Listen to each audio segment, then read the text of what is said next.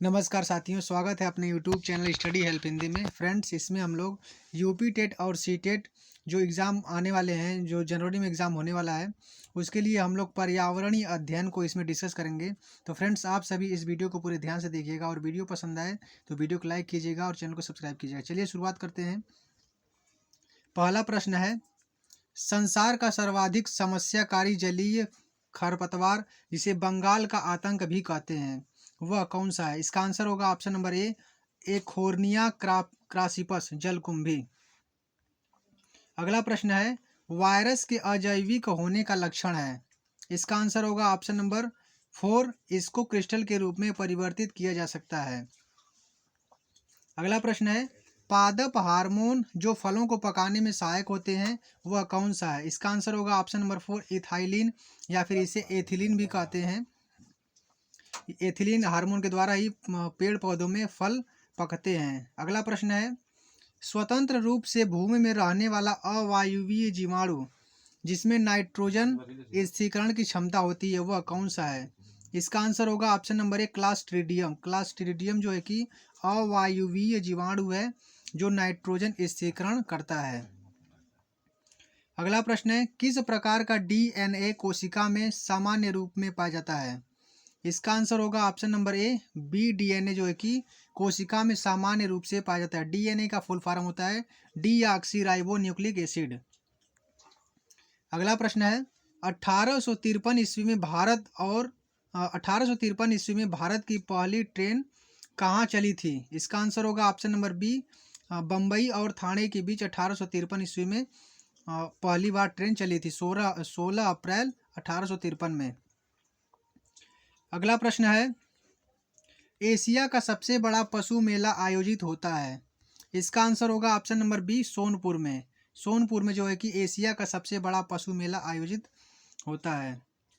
राष्ट्रीय एकता परिषद की स्थापना कब हुई थी? इसका आंसर होगा ऑप्शन नंबर बी, वर्ष 1961 में राष्ट्रीय एकता परिषद की स्थापना हुई थी। अगला प्रश्न है, समता के अधिकार का उल्लेख संविधान के किस अनुच्छेद में मिलता है? इसका आंसर होगा ऑप्शन नंबर बी, अनुच्छेद 14 से 18 के बीच समता या फिर समानता का अधिकार का वर्णन है। संविधान के अनुच्छेद 14 से 18 के बीच इसका वर्णन मिलता है। अगला प्रश्न है, किस देश में लचीला संविधान लागू है? इसका आंसर होगा option number 4, United kingdom, Britain. United kingdom यहीं पर जो है कि लचीला संविधान लागू है। पूर्वा किस अधिवास में शामिल है? पूर्वा किस अधिवास में शामिल है? इस प्रश्न का उत्तर होगा ऑप्शन नंबर 2, ग्रामीण। पूर्वा जो है कि ग्रामीण अधिवास में शामिल है। कौन सा ज्वालामुखी पर्वत है?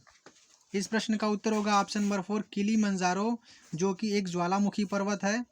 एलिफेंटा द्वीप स्थित है। एलिफेंटा द्वीप कहाँ स्थित है? तो यह मुंबई तट पर स्थित है। एलिफेंटा द्वीप जो है कि मुंबई तट पर स्थित है। मानसूनी वन पाए जाते हैं, मानसूनी वन पाए जाते हैं जहाँ वर्षा होती है। तो इसमें आंसर हो जाएगा ऑप्शन नंबर 3, 70 से 200 सेंटीमीटर के बीच जहाँ पर वर्षा होती है वहीं पर मानसूनी वन पाए जाते हैं। कार्बी एंग्लोंग पठार विस्तार है। कार्बी एंग्लोंग पठार विस्तार, इसका आंसर होगा ऑप्शन नंबर 3, प्रायद्वीपीय पठार का जो है कि कार्बी एंग्लोंग पठार विस्तार है। भारत में महिलाओं के लिए आरक्षण की व्यवस्था कहाँ पर है? इसका आंसर होगा ऑप्शन नंबर 4, पंचायती राज संस्थाओं में जो है कि भारत में महिलाओं के लिए आरक्षण की व्यवस्था है। किसी राज्य की राज्यपाल की नियुक्ति के लिए कम से कम क्या आयु होनी चाहिए? तो किसी भी राज्य का राज्यपाल होने के लिए न्यूनतम आयु 35 वर्ष होनी चाहिए। सूची 1 का सूची 2 से मिलान कीजिए एवं उत्तर चुनिए। इसमें मिलान करना है आप सभी को। तो इसका आंसर होगा, जैसे यहाँ भारतीय संघ दिया है तो इस सूची में आपको मिलान करना है। भारतीय संघ दिया है तो इस सूची में आपको मिलान करना है। इसका आंसर हो जाएगा ऑप्शन नंबर ए।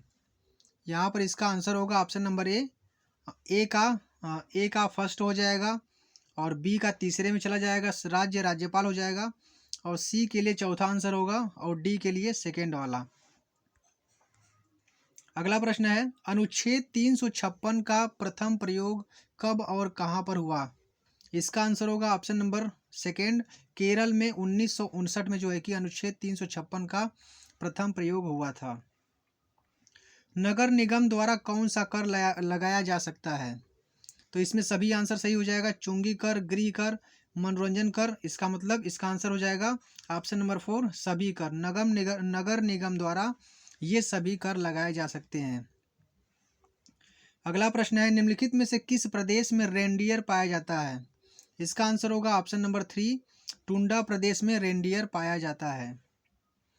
निम्न में से कौन सा एक शीतोष्ण घास प्रदेश नहीं है? इसका आंसर होगा option number B compass. Compass जो है कि एक शीतोष्ण घास प्रदेश नहीं है।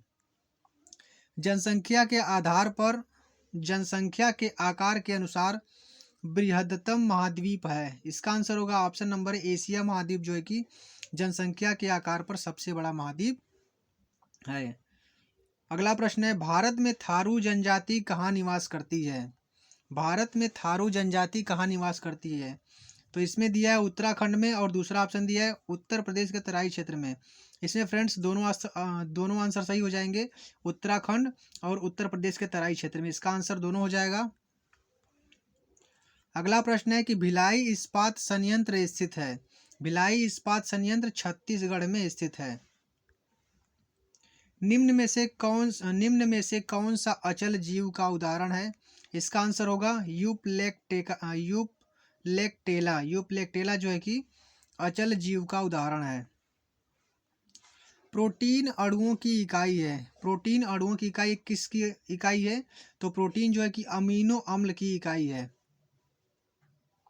प्रोटीन जो है कि अणुओं की इकाई है, तो प्रोटीन की जो इकाई है वह अमीनो अम्ल है। अगला प्रश्न है कि निम्न में से कौन सा अंगक पादप कोशिका में अनुपस्थित होता है? इसका आंसर होगा ऑप्शन नंबर 4 तारक काय। तारक काय जो है कि पादप कोशिका में अनुपस्थित होता है। मनुष्य के शरीर की सबसे बड़ी ग्रंथि कौन सी है? तो इसका आंसर होगा ऑप्शन नंबर 4 यकृत। यकृत मनुष्य के शरीर की सबसे बड़ी ग्रंथि होती है। उत्तर प्रदेश का राज्य पक्षी कौन सा है? तो इसका आंसर होगा ऑप्शन नंबर 3 सारस। क्रेन जो है कि उत्तर प्रदेश का राज्य पक्षी है। फ्रेंड्स, वीडियो पसंद आई हो तो वीडियो को लाइक जरूर करें और चैनल को भी सब्सक्राइब करें। मिलते हैं नेक्स्ट वीडियो में।